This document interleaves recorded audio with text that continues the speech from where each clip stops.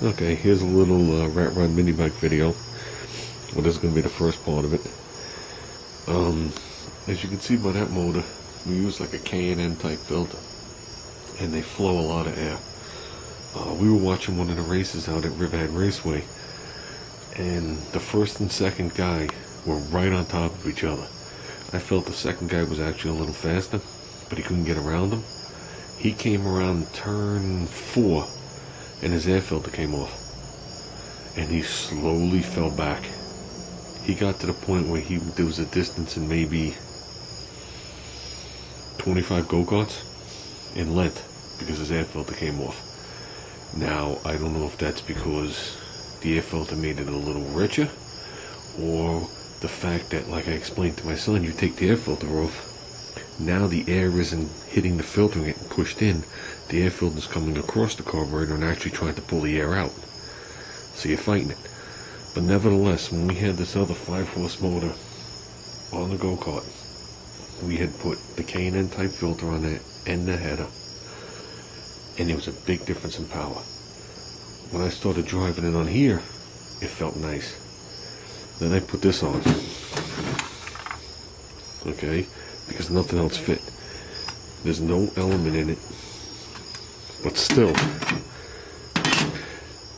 the air has to come up through the bottom holes, cross through these 3 slits, and make it turn. So it has to come up and turn. I think that's causing a problem. So I have my K&N type filter and my little base, but there's the problem. Now they sell ones that angle a little bit. Not only am I too cheap to buy that, which you should know by now, but if I angle it, it's going to hit me. So what I'm thinking of actually doing is, since it is a little rat roddy, I'm thinking of actually trimming this, putting it on the belt sander and grinding off the remainder of this, so the bottom of it looks like the top. Trimming this to length, which is going to be about that much shorter, and then just re-epoxying it on the best I can. I'm sure I'm not going to get everywhere, but I'm also not driving this thing in the dirt either, and lowering this thing down.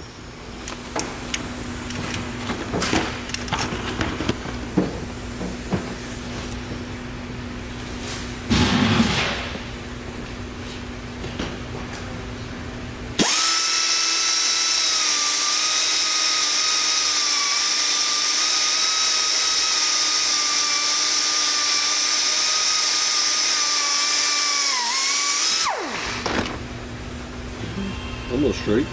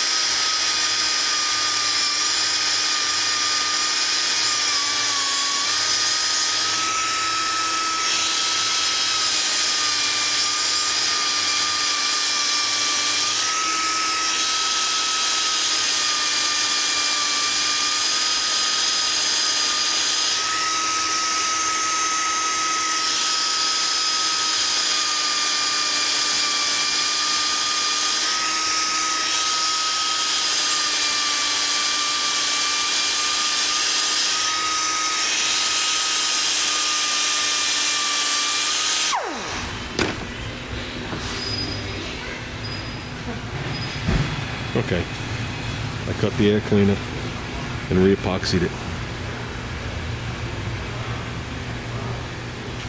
There you go.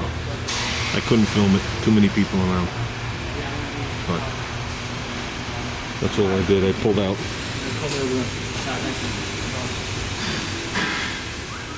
Well, I'll film this while I can. My lens keeps fogging up. I wanted to film as much as this air cleaner project as I could. At work, it's very hard for me to film anything, you know, when you work with a bunch of putzes. But needless to say, I took the air cleaner like this one right here. Okay, and I made a cut right here. Then I cut down to wherever I had to be. I took this center section out. I took this side and I belt sanded it smooth, cleaned any kind of oils out of it, and I wound up using some JB Weld epoxy put the lid back on. So it went from that to that. So it actually came out nice. It just fits in there. I did my measurement right. So, I mean, it's a lot shorter, but I think it's going to suck enough air through there. This motor doesn't spin at 7,000. So, it doesn't go up as much air as this thing. So, this way I got that other thing off there.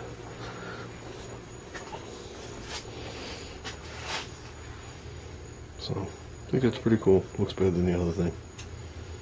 I think it should flow enough air.